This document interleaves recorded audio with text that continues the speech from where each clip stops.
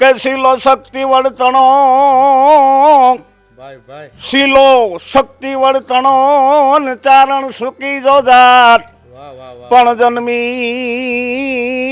જન્મી નો હોત જગતમાં એ અમારે મઢડે હોનલુંગા જગતને જોનારી આંખ આ પોતાનું કણું નથી જોઈ શકતી.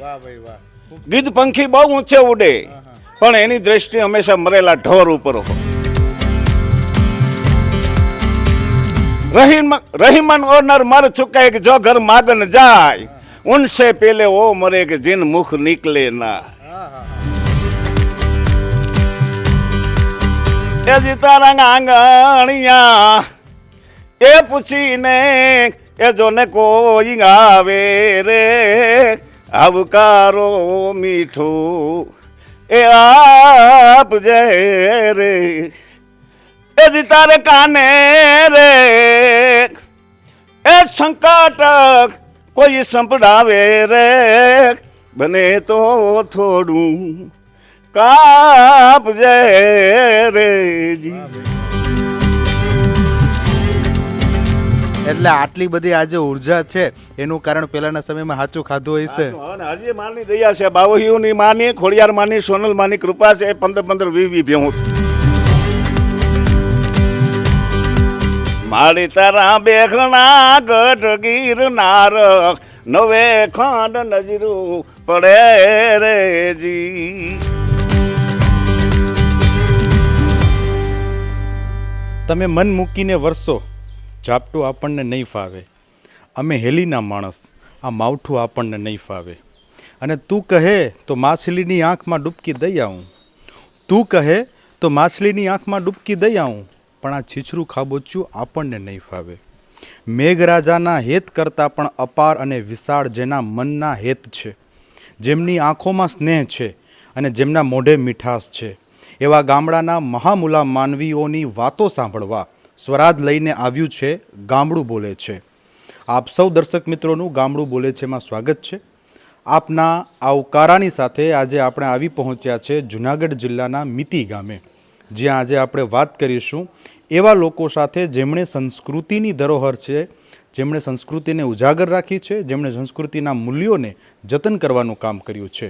આવા જ એક દાદા આપણી સાથે જોડાયા છે, જેમની સાથે વાત કરીશું કે તેમણે પોતાના જીવનમાં લોક સાહિત્ય માટે કંઈ કેટલાય મૂલ્યોનું જતન કર્યું છે, સંરક્ષણ કર્યું છે. આવો આપણે સીધા જ એમની સાથે વાત કરીએ. દાદા, શું નામ છે આપનું? મારું નામ કરમણભાઈ આલાભાઈ ગઢવી. હા, ગઢવી છો દાદા? ગઢવી. હા, ચારણ પુત્ર છો? દેવી પુત્ર. દેવી પુત્ર છો. હા હા. કેવડી ઉંમર છે દાદા? અમારે લગભગ 65-66 જેવું થઈ ગયું. તો પછી આ 65-66 વર્ષમાં તો અનેક વખત આપણે લોક સાહિત્ય સાથે આટલા સુધી કર્યું છે, પણ હવે જક નિવૃત્તિ લઈ લીધી, કારણ કે અવસ્થાના હિસાબે હવે મગજમાં કંઈ યાદ ન રહે એટલે બોલવું બંધ કર્યું. બાકી નવલા નોરતામાં બીજા ગામમાં ક્યાંય પણ પ્રસંગોપાત હોય તો ત્યાં મારી હાજરી અવશ્ય હોય જ. હા, અને ગૌ માતા માટે વધારે અને નવલા નોરતા માટે વધારે રાત વિતાવી છે. વાહ ભાઈ વાહ. તો દાદા કંઈક શરૂઆત થઈ જાય હોનબાઈને યાદ કરીએ. અમારો એક ચારણનો દુહો છે અને મા હોનબાઈમાં એમ કહેતા કે શીલો શક્તિ વળતણો શીલો શક્તિ વળતણો ને ચારણ સુકી જો જાત પણ જન્મી જન્મી નો હોત જગતમાં એ અમારે મઢડે હોનલુંગા. અને એથી વિશેષ વાત કરું તો બાવડા નેથી પ્રભાસ પાટણની હદમાંથી એક ચારણ આઈ માનવ રૂપમાં અહીં આવેલા અને અહીંથી જવાનો થયું અને માએ બધાને આશીર્વાદ દેતા ગયા. અહીંથી 22 કોટડા ગયા, પણ આ આશીર્વાદ જે દીધો છે એ માટે મેં એક એનો પણ એક દુહો બનાવ્યો છે એ 22 માનો કે કપરા સંકટ કાપવા, કપરા સંકટ કાપવા આવી મિતીએ જોને આજ, પણ આ તો પચ રાખવા પોતે એ તો બેઠી સદાય બાવસ્યું. વાહ ભાઈ વાહ, વાહ ભાઈ વાહ દાદા, ખૂબ સરસ. તો દાદા લોક સાહિત્ય સાથે પણ આપનો એટલો ઊંડો નાતો છે. જી જી જી, એકાદું લોકગીત કંઈક હોય તો ભાવ લલકારો. જગતને જોનારી આંખ આ પોતાનું કણું નથી જોઈ શકતી. વાહ ભાઈ વાહ. ગીધ પંખી બહુ ઊંચે ઉડે પણ એની દ્રષ્ટિ હંમેશા મરેલા ઢોર ઉપર હોય. એમ માણસ ગમે એટલી સંપત્તિ મેળવે, ગમે એટલી સમૃદ્ધિ મેળવે, પણ જ્યાં સુધી માણસની દ્રષ્ટિ સાત્વિક ન થાય ત્યાં સુધી માણસ જીવી ન શકે. રહીમન ઓનર મર ચુકે કે જો ઘર માગન જાય, ઉનસે પેલે ઓ મરે કે જીન મુખ નીકળે ના. અને સુરાને મરવું છેલ છે, સુરાને મરવું છેલ છે, જેને ઘડીકની ગમસાણ પણ દાતારને મરવું દોયલું એને વારંવાર મહા. એવો જ એક પ્રસંગ જસદણનો આલો ખાચર, બહુ દાતાર માણા, આમ વયો જતો હોય તેમ કહેવાય કે વાહે ગરીબોના ટોળા ઉમટે. એક વખત કામદારને ટકોર કરી હતી કે બાપુ દાતારી ઓછી કરી નાખો, રાજના ખર્ચ પૂરા નથી પડતા, આ તેજુરીને તળિયા ખાલી થઈ ગયા. અને બાપુ બીજું તો આ તમે દીવો એટલે આવે છે, ગોળ હોય ત્યાં માખીઓ આવે, એ ગોળ હોય ત્યાં માખીઓ આવીને જસદણ આલા ખાચરને રેમાં ડગાઈ. એ જ દિવસને અડધીક રાતનો ગજર ભાંગ્યો ને માણાને મોકલે કે જા ભાઈ કામદારને બોલાવો. કામદારને બોલાવે છે ને કામદાર આવે છે, ધરતીને પૂછીને ડગલા માંડે છે કે અત્યારે રાતના અડધીક રાતનો ગજર ભાંગ્યો છે ને બાપુને કામ શું પડ્યું છે. આવીને કીધું કે બાપુ અટાણે તો હા ઊંઘ નથી આવતી. કે એનું કારણ કે તમે દિવસની મને કંઈક સલાહ દેતા હતા કે હા બાપુ મેં તો એમ કીધું હતું કે દાતારી ઓછી કરી. એથી વિશેષ બધું કંઈક કીધું હતું કે બીજું તો બાપુ મેં એમ કીધું હતું કે ગોળ હોય ને આ માખીઓ આવે.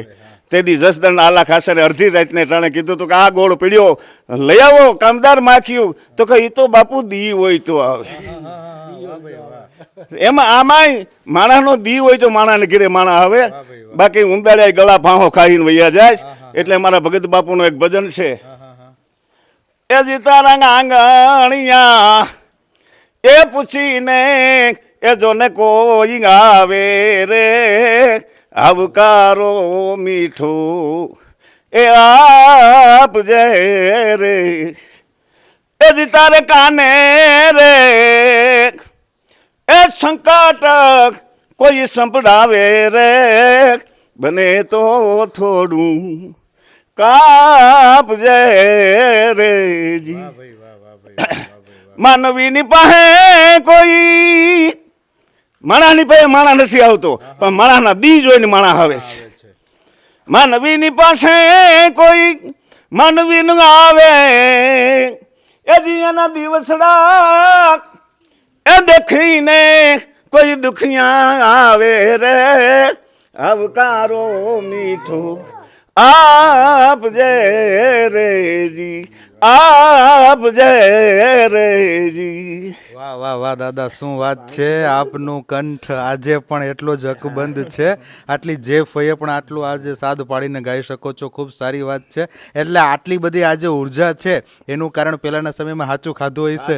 હજી માની દયા છે, બાવહીઓની માની, ખોડિયાર માની, સોનલ માની કૃપા છે. 15-20 ભેહું છે. વાહ ભાઈ વાહ, 15-20 ભેહું છે. અમારા ચારે ભાઈ 20 જણ છે.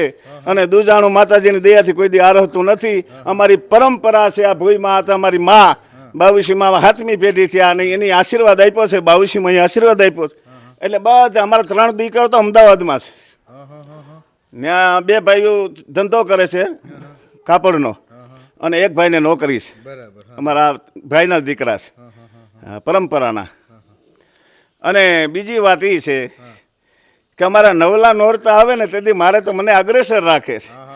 આ વખતે મેં એમ કીધું કે ભાઈ ગઈ નોરતામાં કે ભાઈ હવે હું નિવૃત્તિ લઉં, હવે મારું મગજ કામ નથી કરતું, હું બોલી શકતો નથી. પણ છોકરા બધા અમુક કે ભાઈ નિવૃત્તિ તમે લેવો નહીં હાલે, ખાલી આવીને બેહીઓ ને તોય અમને મજા આવી.